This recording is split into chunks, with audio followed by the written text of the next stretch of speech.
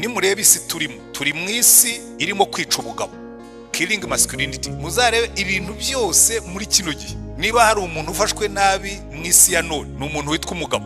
Ujya mu bihugu bimwe biravuga ko byateye imbere, umwana iyo afashe telefone agahamagara polisi iraza ikamutwara, umugore iyo afashe telefone agahamagara polisi iraza igatwara umugabo. Ariko ntabwo umugabo ashobora guhamagara ngo avuge ati hano umugore yandembeje ngo baze bamutware.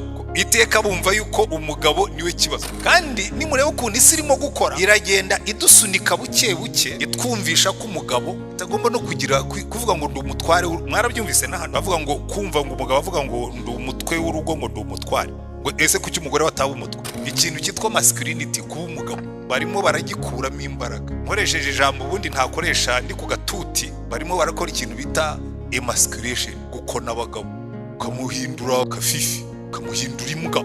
Kuki mugenda mwirata ngo muri abagabo? Kirero ni ikintu gikomeye cyane tugomba kumenya, kuko isi turimo irimo irica ikintu cyitwa masculinity, irimo irica ubugabo.